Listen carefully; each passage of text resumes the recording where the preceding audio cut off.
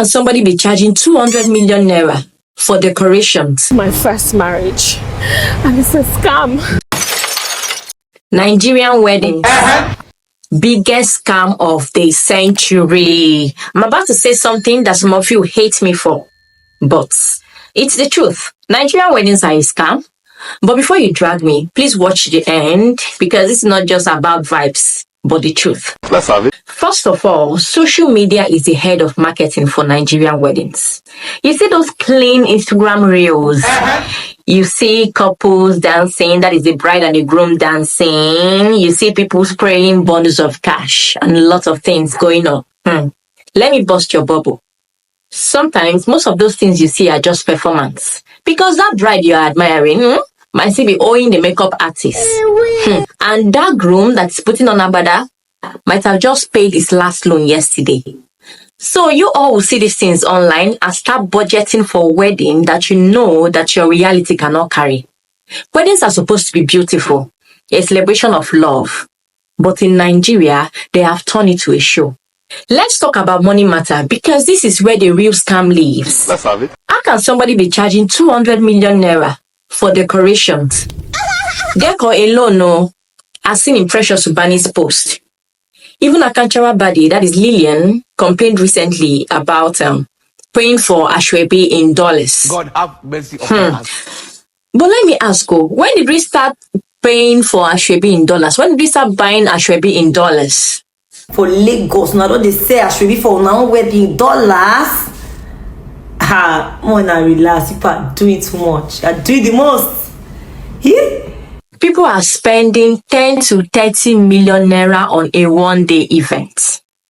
I'm talking food, videographers with drone, DJs, live band, bouncers, makeup, changing of outfit, blah, blah, blah. But if you ask this couple, they will tell you, say they don't get savings. They don't get savings. You're collecting loan just to trend for 48 hours. If you need a loan to do your wedding, you are not ready yet, to auntie and brother. You're not ready because some of you think that wedding is the goal. Wedding is not the goal. It's the aftermath, which is marriage. Marriage is the goal. You want to do your wedding like Wizkid's concert, but you cannot afford small health insurance. You cannot afford, but you're collecting loan to do wedding. You see why I say it's a scam? That's why you see that some people, they don't even last up to 2 years. They don't even last up to 2 years because they don't even know what they are getting into in the first place. Let's talk about pressure from family. Your people want a big wedding because what will people say? You see this issue of what will people say? This issue of what will people say have done more harm than good. Mothers want to outdo other mothers. Fathers want to impress village elders. Your auntie wants a very special ashwebi that touches the sky. God have mercy upon us. Your cousin wants to invite her friends. And those friends are going to come with 3 extra people. Even your enemies will show up at your wedding to eat your rice and still insult your jollof on top. The culture of using weddings as a show-off has really turned many people into slaves to expectations. Ask them for help with house rent after the wedding and see if they will answer you. Because it's the couple that carries the debt and the pressure. And guess what? Everybody goes home. Yes, they'll go home. They're not going to stay with you. You are now the one inside the marriage. That is the aftermath. You're not the one inside. It doesn't concern them anymore. It doesn't concern them anymore. So why are you planning for the crowd instead of yourself?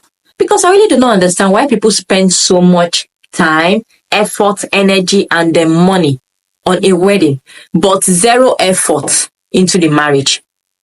But zero investment, zero investment, effort is included, zero investment into the marriage, zero emotional readiness, no communication skills, no therapy, no savings, just vibes and wedding hashtags.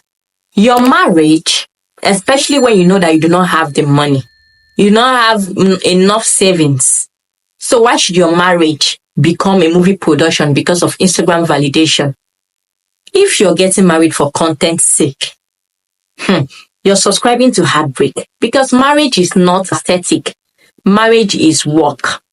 If your idea of marriage is based on romanticized wedding, then you're walking into a storm without an umbrella.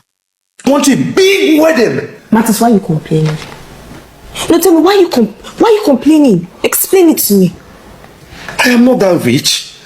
How much do I even earn? Then get a loan. A loan? Yes. Get a loan, Martins. So, marry your reality and not your fantasy. If it is 100 guests you can afford, why not go for the 100 guests? Quality over crowd. Invest more in counseling, communication, and understanding. Before you say I do, make sure you understand what you're getting into and be honest with yourself.